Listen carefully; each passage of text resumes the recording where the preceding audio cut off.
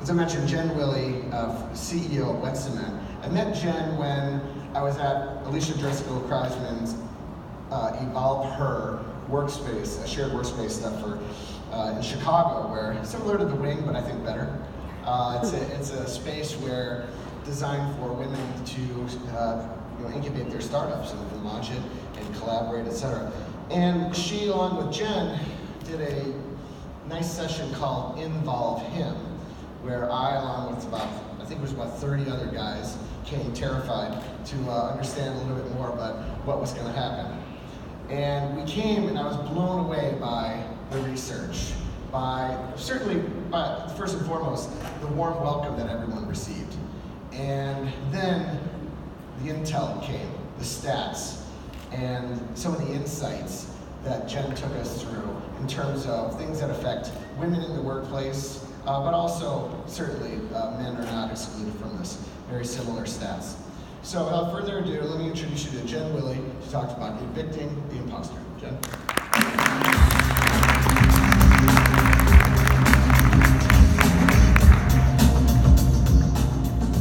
Thank you, Sean. There is nothing to be terrified about, I promise you.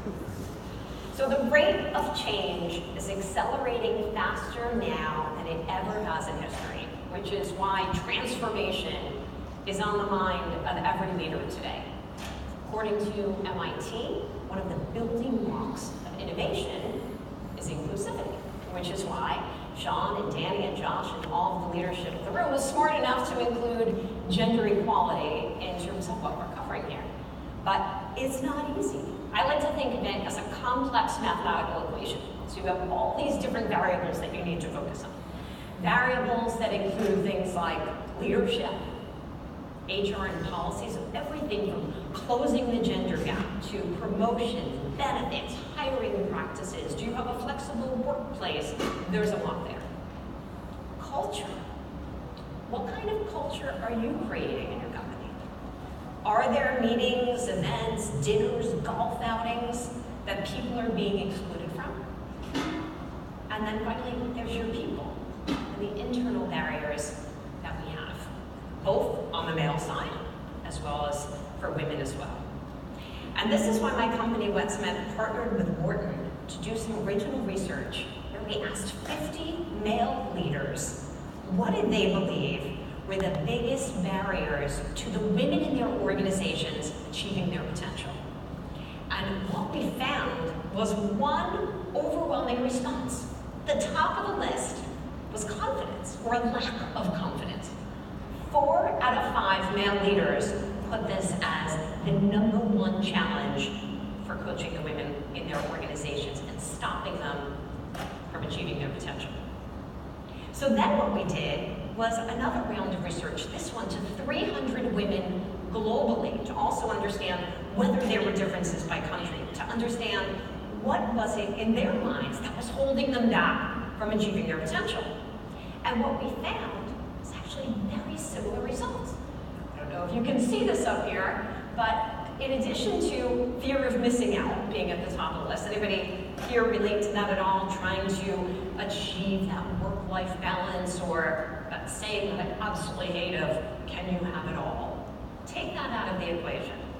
And what you see is all of the elements of confidence and the term imposter syndrome, a piece of that, rising up to the top. So imposter syndrome, #2. Self-promotion, part of imposter syndrome, right on the list. Perfectionism, we're going to spend a lot of time talking about that today. Inability to delegate, all of these things that get related to confidence and imposter syndrome. And so then what we did is we took all of these insights to create an online women's leadership coaching and training program so that we could transform this kind of workshop training experience from something that only a few top-level women get to go to something that is completely affordable and accessible. Think of like what Target did for clothing. And so that's why we're going to spend some time talking about imposter syndrome here today, what it is, what it looks like, what it's doing to your organization, and most importantly, what you can do about it. Whether it's something that you suffer from, or the folks on your team are suffering from. So by show of hands, who here is familiar with the term imposter syndrome? Okay, great. So keep those hands up. Keep those hands up. If you know what the 5 different dimensions of imposter syndrome are, keep your hand up. Ooh, I'm so excited. We're going to have a great session together today then. How about anybody here know what the 4 criteria for imposter syndrome are? Raise your hand. Okay, I'm glad we're here together. So that's what we're going to spend some time talking about. But to do that and to help you understand what imposter syndrome is and where it comes from, I'm going to introduce you to Jennifer, and she'll give you a little bit of an understanding what it is. Please meet this fearless 8-year-old. You can roll the video, that would be great. Jenn. Sometimes on cartoons, they have that the evil witches or the evil guys make spells over you, and suddenly you walk like a zombie and say, "Yes, Master, I will obey your commands. What do you command me to do?" And then they'll tell you, and then you're under somebody's this word. And sometimes mothers would like their kids to be under there so that they could make them clean the whole house.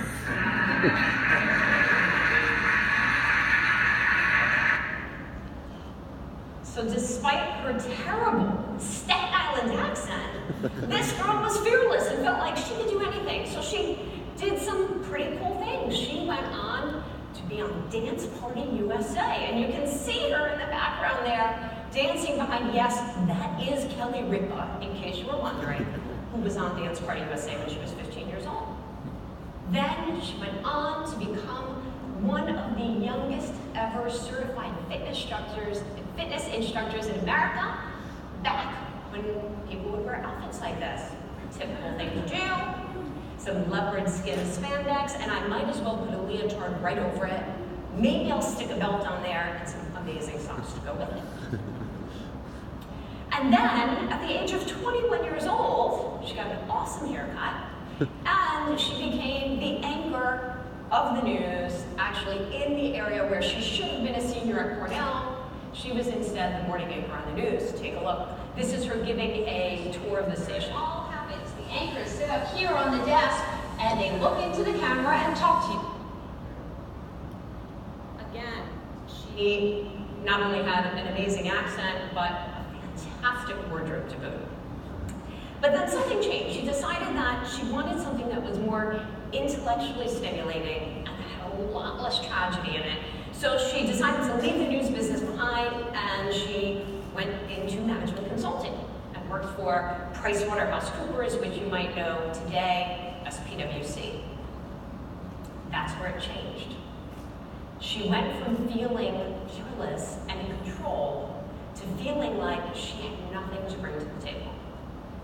Out of her element, didn't really know anything about coding and technology, and certainly the 3 months of training that she got when she joined the company did not make her feel capable. To add to that, she was put on her first project working on a team with all men, and all they talked about at lunch every day was either cars or audio systems, or the audio systems in their cars. Okay. Not Jenn's favorite topics at all.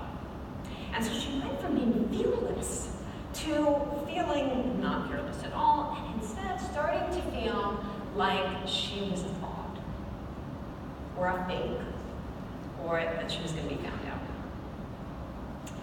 And so she left management consulting, figured, okay, I'll restart and I'll go work for an exciting company like Yahoo. Again, didn't know anything about digital advertising before starting there, but said, I'll figure it out. But very quickly, that feeling of fraud and fake started to come back. And so she would work until 11 p.m. every single night. Her husband would pick her up on the way home from his job, and they'd drive back to New Jersey, and the entire conversation in the car was Jenn talking about how she was going to be fired every day. He said, well, I understand, you've never been fired. She would say, well, I'm going to get fired this time. Do you think she got fired? No, she got fired. Do you think she won one of the first global awards they had, was the only woman? She did. Do you think that made her feel fearless and in control then? Absolutely not. It made her that much more fearful that she was going to be found out and that she wasn't going to be able to maintain that rate of success. And the feelings started getting worse and worse with time. So then she went to a company called America Online. Remember that? Actually, no, it was AOL, and actually it didn't look like that. It looked like this when she went there, and of course it doesn't really exist anymore on its own. And when she went to AOL, she had an opportunity to be promoted to a new job. She was choosing between two of them. She sat down with her boss, actually probably many of you know him, Tim Castelli, and he said, so which are the two jobs you're gonna go with? She said, well, this one, a little bit of a step down, but it seems interesting. This one, called me, seems really challenging and interesting. I would grow so much, I'd learn so much. That would probably transform my career. He said, okay, great, so you're going for this one. She said, no, I'm not gonna throw my hat in the ring. He nearly falls off his chair. I don't understand, explain to me why. And she says, well, I'm only 70% qualified for this one. So I'm not even gonna throw my hat in the ring. I said, well, wait a second. This is the one you want. This is the one that you're gonna learn from. This is the one that you're gonna grow from. And you're not even gonna throw your hat in the ring. So if we didn't have this conversation, nobody would even know that's the one you want. I said, yeah, but I'll let somebody who's really qualified take that job. I said, that is the difference between a man and a woman. A man would say, I'm 30% qualified, so I'll take the job, and when I'm in it, I'll learn the rest. And here you are saying, 70% of the way there, and I'm not even gonna try.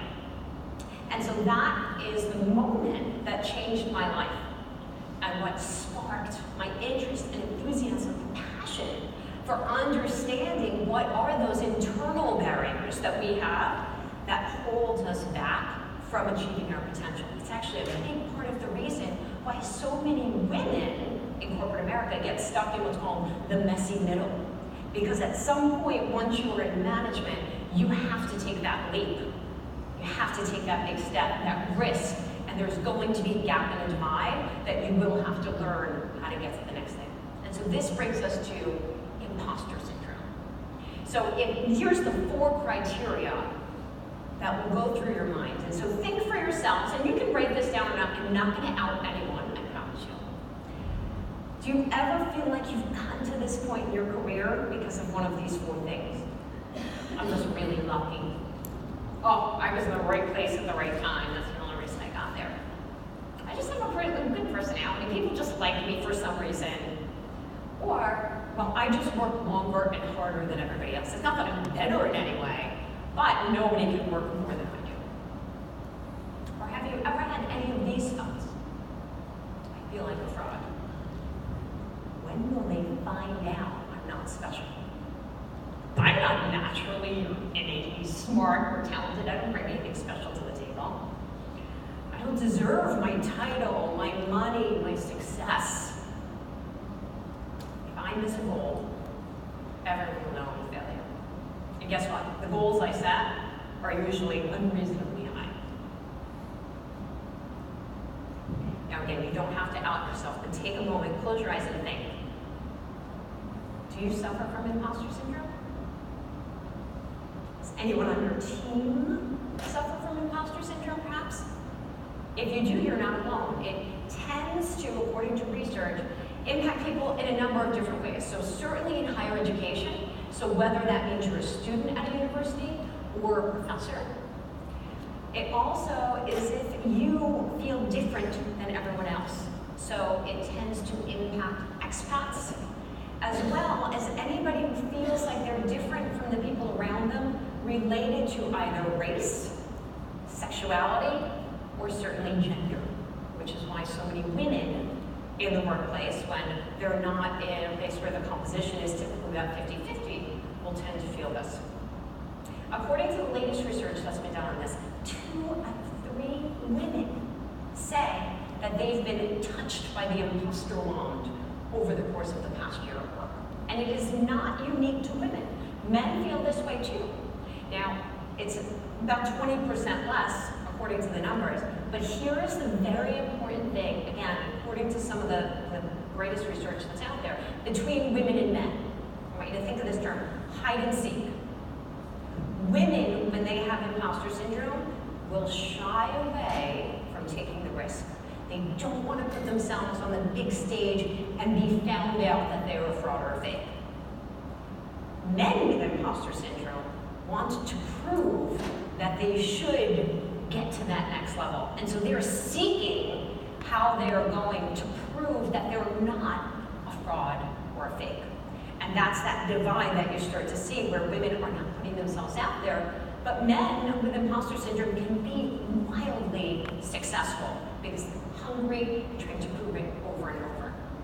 And now for any of you leading organizations that have creative or design folks working with you, it's really important to understand that's the highest composition of people who suffer from imposter syndrome, 9 out of 10.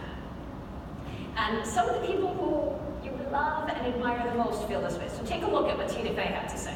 The beauty of the imposter syndrome is you vacillate between extreme egomania and a complete feeling of, I'm a fraud, oh God, they're on to me, I'm a fraud. You have incredible actors like Jodie Foster, who says things like, when I won the Oscar, I thought it was a fluke. I thought everybody would find out and they'd take it back.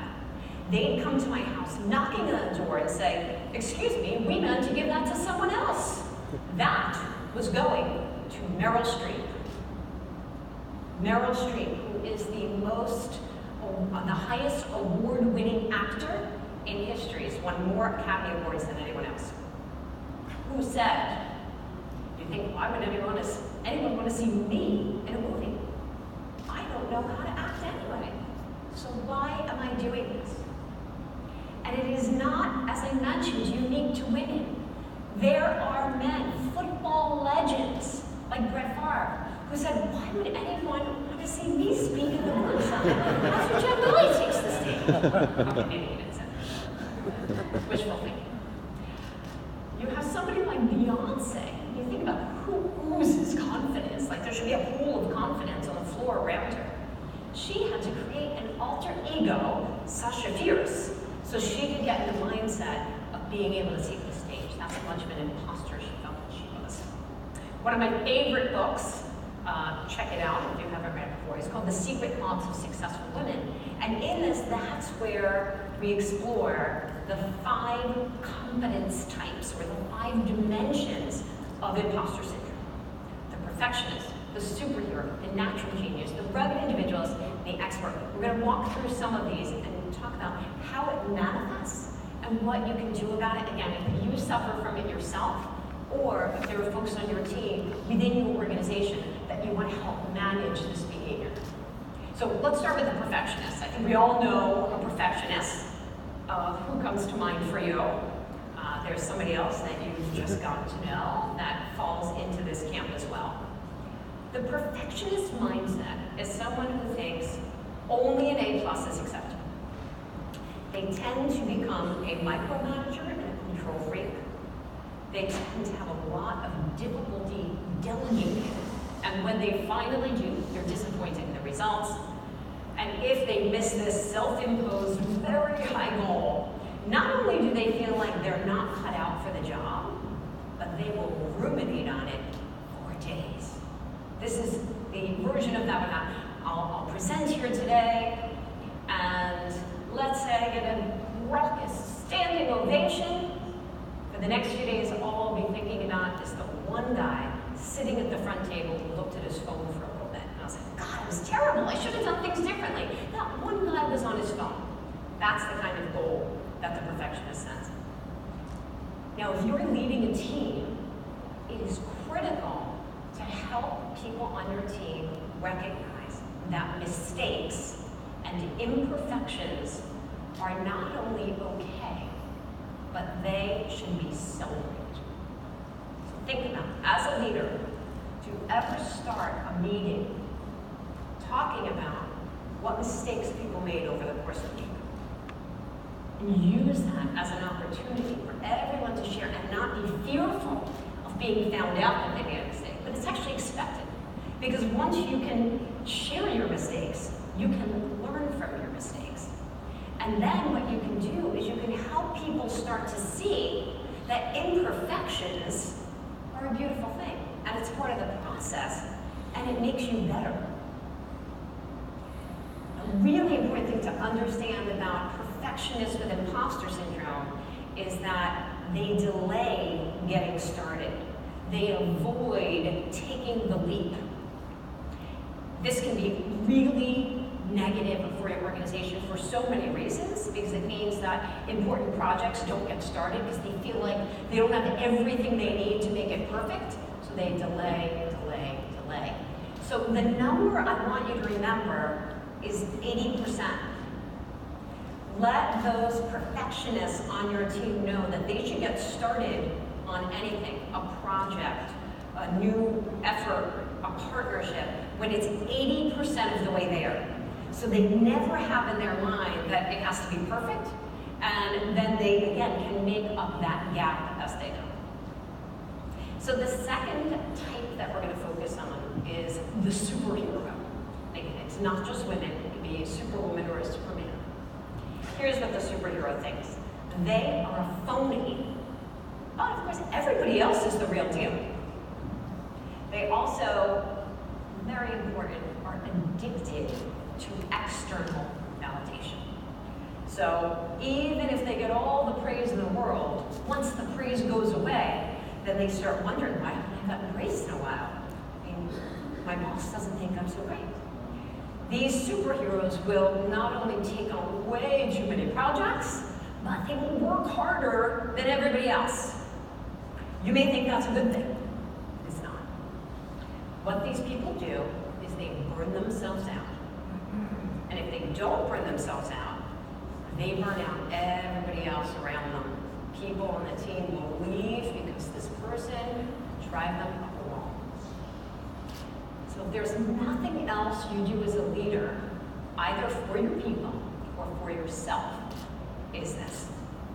Count on your achievements. This is the most helpful tool that helps people start to build that internal validation and recognize that they're in control and that they have the power in order to start to embrace change and to make good things happen. One exercise that I'll do with the organization is that we'll have everyone sit down and write out what were those things that they've done over the course of starting as a child before they hit adolescence, when that fearlessness is at its best. You may or may not be aware of this for the parents in the room. Girls between the ages of 11 and 13 lose 30% of their confidence during that window of time.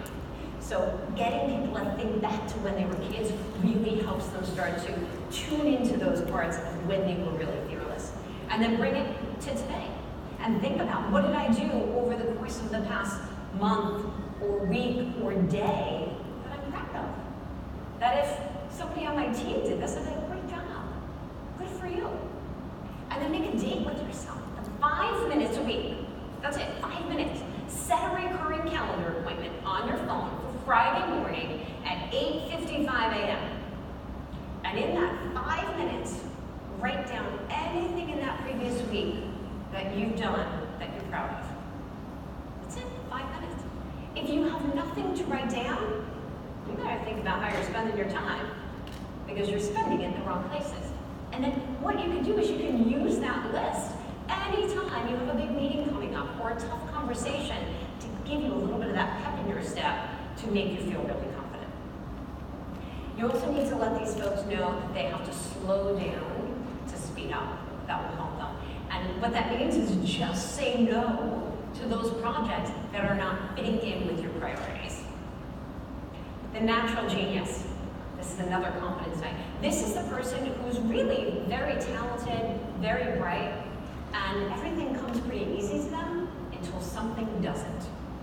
When something doesn't, they feel like I am I'm a fraud, I'm a fake, and that's because the difference in their mindset is they view intelligence as a finite amount, as opposed to viewing intelligence as something that's malleable and that can grow with time. So it's really important with your natural geniuses to help them recognize that they can learn and grow, and that if something is difficult for them, that's okay. They should not shy away and avoid those things that are difficult. The rugged individualist, another competent type. This is that person that feels they're going to be found out if they ever ask for help. It's a big problem in organizations because when they need help, it is the last thing that they will ever share. They're never going to offer it up. So as a leader, you can think about how do you have conversations with the folks on your team where this is a question that is always asked. Not if they need help with anything. What do they need the most help with? And then they have to answer that question. And then finally, there is the expert. And this is the person who feels like they're only going to be confident enough that they're a leader and capable of what they're doing if they have every certification out there, if they've done all of the homework and research possible. And as you might imagine, that really slows things down. These people waste so much time and money getting certifications for things that they don't need, or to the earlier point, always thinking they need something more, and when they get that, they'll feel good or they'll be happy. They also waste a lot of time putting things off because they are over-preparing to make sure that they have everything that they need. So stop for a moment and again, think about if anyone on your team suffers from imposter syndrome. Imagine who specifically. What is one thing you can start doing differently? Whether it's celebrating the imperfections, finding out how they need help, getting them to catalog their achievements, and get that internal validation. And if it's you, what is that one thing you will do to be kinder and gentler to yourself? And again, I implore you to make that date with yourself, that recurring calendar appointment to catalog your own achievements. And remember, gender equality and achieving it is not easy. And so I applaud each and every one of you who does something every day to try and get there and address all of these different variables. And if nothing else, just remember that that fearless person that was once inside of you can be inside of you again once you recognize that the power is within you to change that. Thank you so much.